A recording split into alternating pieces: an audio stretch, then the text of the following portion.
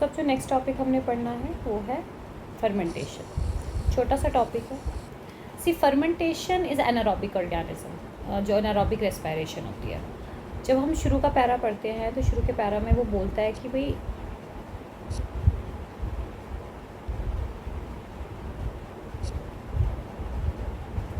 देखो क्या कह रहे हैं, the compound that are oxidize during this process, जो भी ये रेस्पिरेशन का प्रोसेस होता है उसे रेस्पिरेटरी सबस्ट्रेट बोलते हैं। और कार्बोहाइड्रेट्स यूजुअली ज़्यादातर कॉमन जो है वो कार्बोहाइड्रेट्स होते हैं जिसको हम ऑक्सीडाइज करते हैं और एनर्जी रिलीज़ होती है। Energy as in ATP release होता है, प्रोटीन भी यूज़ होता है, फैट भी यूज़ होता है, ऑर्गेनिक एसिड्स भी यूज़ होते हैं as a respiratory substrates under certain conditions. कहता है during oxidation within a cell the energy content in respiratory substrate is not release into cell. सीधी एनर्जी रिलीज़ नहीं होती। हम उसको किस में करते हैं, एटीपी में कन्वर्ट करते हैं। किस में कन्वर्ट करते हैं, एटीपी में कन्वर्ट करते हैं। और स्टेप वाइज करते हैं। कैसे करते हैं,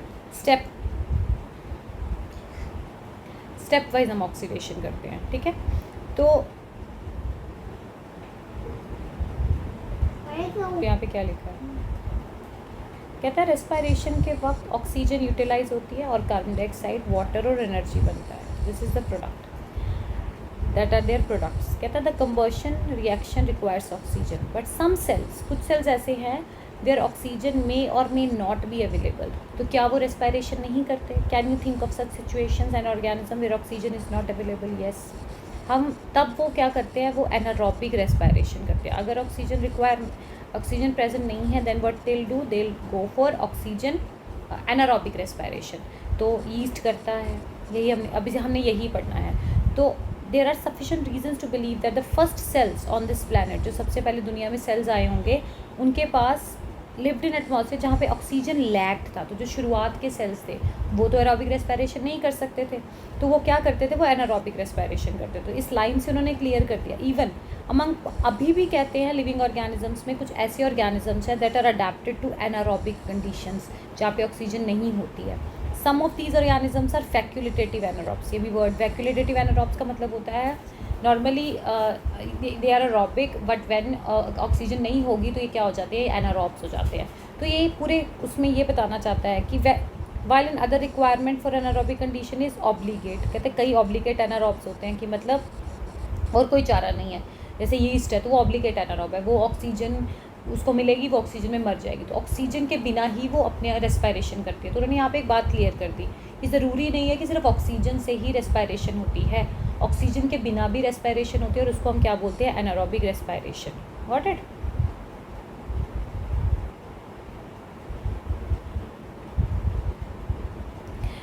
सो अब हम पढ़ेंगे फर्मेंटेशन। सो देखो क्या लिखा है, फर्मेंटेशन एनारोबिक रेस्पिरेशन को हम फर्मेंटेशन के रूप में समझ लेते हैं। कहता है फर्मेंटेशन में जैसे यीस्ट है, तो यीस्ट क्या है, एक तरह का फंगस है, यूनिसेलुलर फंगस है, जो कि किस में होता है यूनिसेलुलर फंगस, एस्कोमाइसिट्स का एग्जाम्पल है ये। उन्होंने यहाँ पे यीस्ट का एग्जाम्पल दिया। यीस्ट एक यूनिसेलुलर फंगस है जो एस्कोमाइसिट्स में होती है। तो वो वहाँ पे बोलता है कि वो इनकम्प्लीट ऑक्सीडेशन ऑफ ग्लूकोज करती है, is achieved under anaerobic conditions by the sets of reaction where pyruvic acid is converted to carbon dioxide and ethanol. So this is your, यहाँ पे क्या बन रहा है, अल्कोहल बन रहा है। क्या बन रहा है, अल्कोहल बन रहा है। तो उसने साफ बोला कि जो एक फंगस है, यीस्ट नाम की फंगस है, वो क्या कर रही है, वो ग्लूकोज को इनकम्प्लीट ऑक्सीडेशन कर रही है। और इनकम्प्लीट ऑक्सीडेशन मतलब ग्लूकोज को पूरी तरह से नहीं तोड़ रही है। तो हम ये हो गया ग्लाइकोलाइसिस। तो ग्लाइकोलाइसिस में क्या होता था, हमने पढ़ा ना क्लास में कि 1 glucose molecule which is 6 carbon, जो कि 6 कार्बन मॉलिक्यूल 6 कार्बन से बना हुआ, उसको हम 2 पायरुवेट मॉलिक्यूल्स में तोड़ते हैं। आधा ही टूटा ना, इनकम्प्लीट ऑक्सीडेशन हुआ ना, पार्शियल ऑक्सीडेशन हुआ। तो कहता वो तो वो कर रहा है इन एनारोबिक कंडीशन, जहाँ पे pyruvic acid is converted to, मतलब ग्लूकोज से पायरुविक एसिड बनेगा और पायरुविक एसिड किस में कन्वर्ट हो जाएगा, कार्बन डाइऑक्साइड, 2 कार्बन डाइऑक्साइड और 2 इथेनॉल बनेगा। इथेनॉल का फार्मूला है C2H5OH। So this is your alcoholic fermentation. यहाँ पे अल्कोहल बन रहा है। यहाँ पे क्या बन रहा है, एब्सेंस ऑफ ऑक्सीजन है। ईस्ट को ऑक्सीजन मिलती ही नहीं है। This is absence of oxygen, कि भी ऑक्सीजन है ही नहीं, वो प्रॉपर एनारोब है, ऑक्सीजन नहीं है और ये प्रोडक्ट बन रहा है। क्या बन रहा है? ये प्रोडक्ट बन रहा है। अब हम सबको पता है, हमने ग्लाइकोलाइसिस पढ़ा, हमने ग्लाइकोलाइसिस में देखा हमारे पास टोटल कितने, हमारे पास टोटल 8 है ना ATP मॉलिक्यूल्स बनते हैं, है ना। नेट गेन हमारे पास ग्लाइकोलाइसिस में 8 ATP क्या होता है, तो ये तो पता है कि ये ग्लाइकोलाइसिस है, this is glycolysis. This step कौन सा है? ग्लाइकोलाइसिस। और उसमें कितने ATP बनते हैं? 8 ATP बनते हैं, इतना हमें पता है, ठीक है, ये याद रखना है आपको। अब ये तो हो गया आपका अल्कोहलिक फर्मेंटेशन की, भाई अल्कोहलिक फर्मेंटेशन में ग्लाइकोलाइसिस होती है, ठीक है।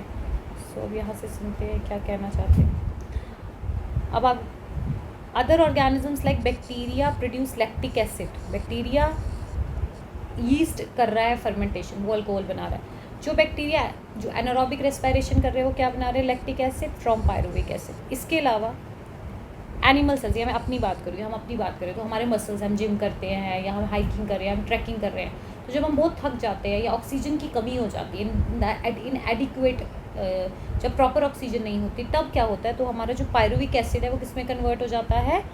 देखो किस में लिखा है, द मसल सेल्स, एक्सरसाइज कर रहे हो, ऑक्सीजन इनएडिक्वेट है। देखो हमारे शरीर में ऑक्सीजन की कमी नहीं हो सकती। अगर बैक्टीरिया एनारोबिक रेस्पिरेशन कर रहा है तो उसमें तो ऑक्सीजन है ही नहीं, तो वो क्या बनाता है? वो भी लैक्टिक एसिड बनाता है। बट मेरे शरीर में, तुम्हारे शरीर में, एनिमल सेल्स में ऑक्सीजन के बिना कुछ नहीं हो सकता। तो वो ऑक्सीजन जो है वो इन द एब्सेंस ऑफ